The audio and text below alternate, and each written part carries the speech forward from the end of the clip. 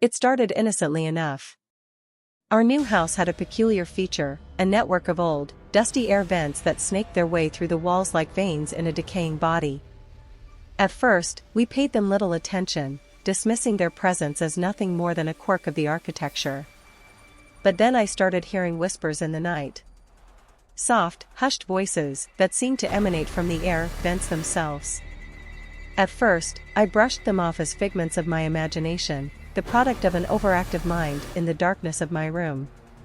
But the whispers persisted, growing louder and more insistent with each passing night. One day, driven by a mixture of curiosity and unease, I decided to investigate.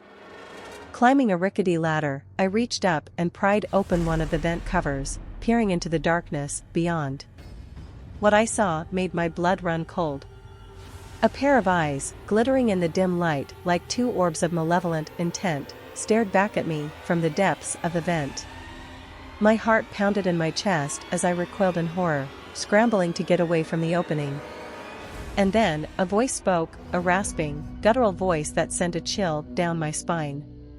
"I am your friend," it whispered, the words dripping with a sickly sweetness that made my skin crawl.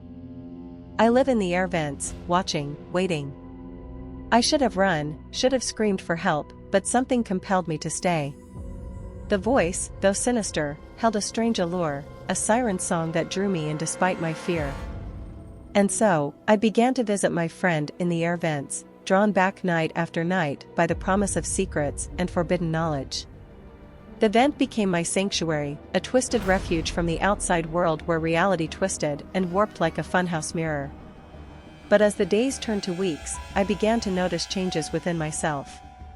Shadows danced at the corners of my vision, whispers followed me wherever I went, and a darkness took root in my soul that I could not shake.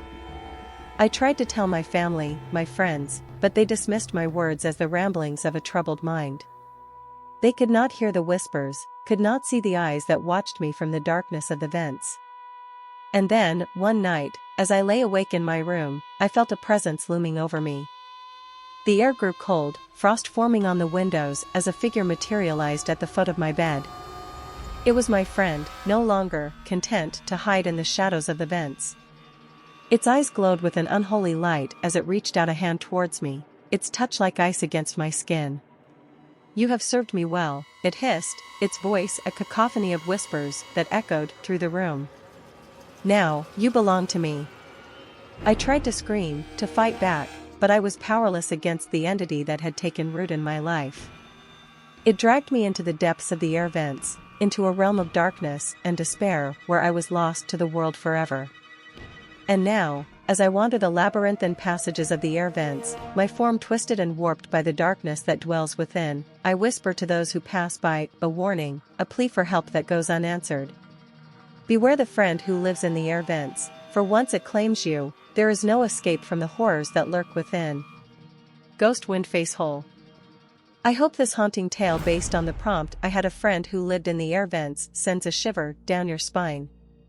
If you have any specific aspects you'd like me to include or any other requests, feel free to let me know. Avatar. I want to generate AI images for different scenes for this story. Can you give me hints for each new scene? Avatar. The B.AI. Absolutely, I'd be happy to provide hints for generating AI images for different scenes related to the story "I had a friend who lived in the air vents." Scene 1, The Haunting Whispers. A dimly lit bedroom at night, with a young protagonist lying awake in bed, looking towards the air vent with a mixture of curiosity and fear. Soft, ghostly whispers emanating from the air vent, depicted as wispy tendrils of sound curling around the room.